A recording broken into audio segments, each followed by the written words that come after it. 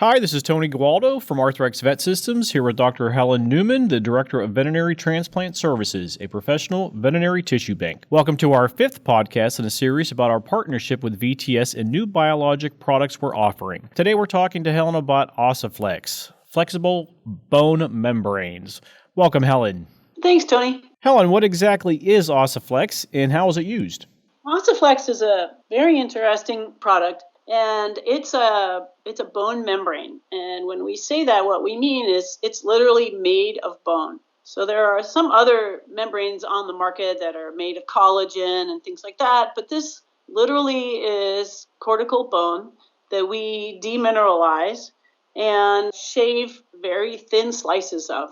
And so we freeze dry it or lyophilize it, and that's how it's stored. So basically, it comes to you, it's kind of like think of it as a business card sort of consistency. But when you rehydrate it, it becomes flexible. It's a thin, flexible bone membrane. It's weakly osteoinductive, and it can be used to cover over particulates. It's often used in dentistry exactly for that. It's called guided tissue regeneration, where you want to keep the particulates on one side and keep, say, the gingival fibroblasts from growing into it on the other side. So it serves as a barrier membrane. So it can retain particulate graft. It can also cover over defects. So if you, say, have a palatal defect, a dog is born with a cleft palate, or say a traumatic injury creates a communication between the oral cavity and the nasal cavity, and so it can be used to close those. It's often used in other places where there's thin membranous bone, like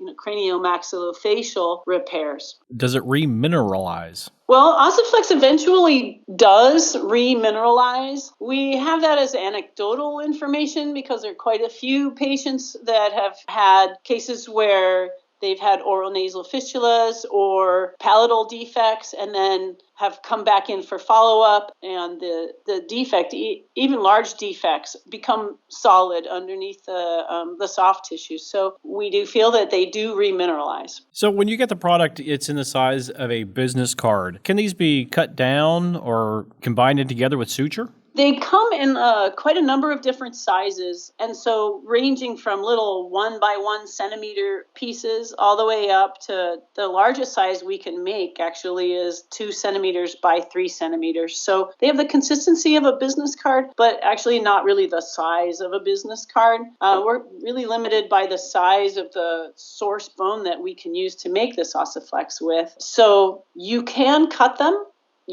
People have combined them. They can be sutured together or they can just lay together. You don't actually often need in these where you're, say, covering a craniomaxillofacial defect or a palatal defect. You don't need to necessarily suture them together. They can just be overlapped and tacked at the corners, for example. And that's sufficient to provide a substrate for the overlying soft tissue to have a chance to heal. They very easily can be cut down. They can be combined.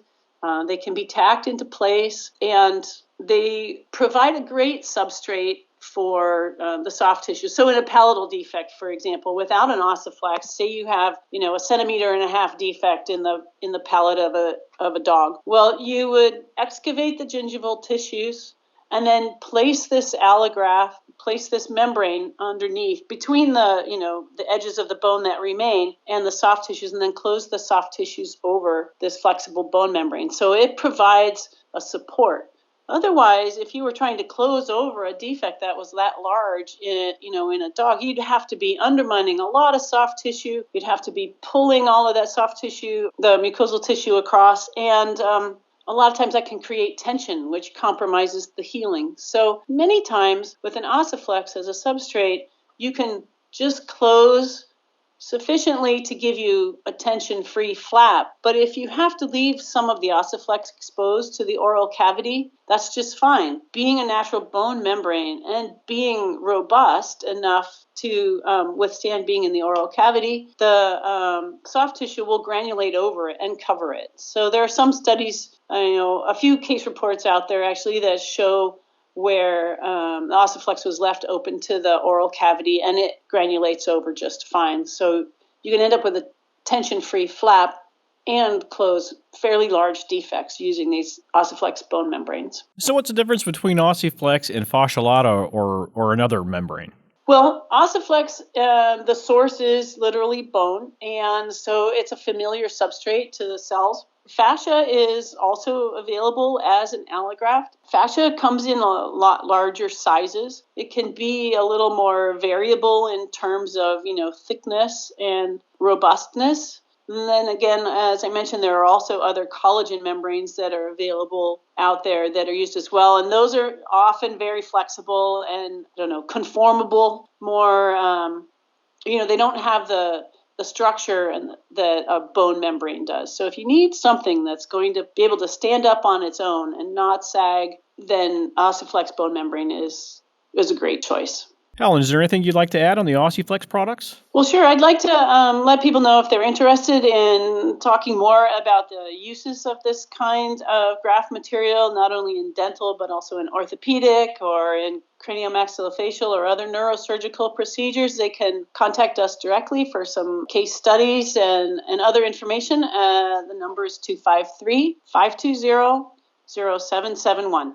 Look forward to talking with you. Excellent. Thanks again to Dr. Helen Newman, the Director of Veterinary Transplant Services, an Arthrex partner in biologics. If you'd like to learn more, please get in touch with us through email at csvs@arthrex.com or call our customer service line at 1-888-215-3740. This wraps up our podcast series. Thanks to everybody for listening.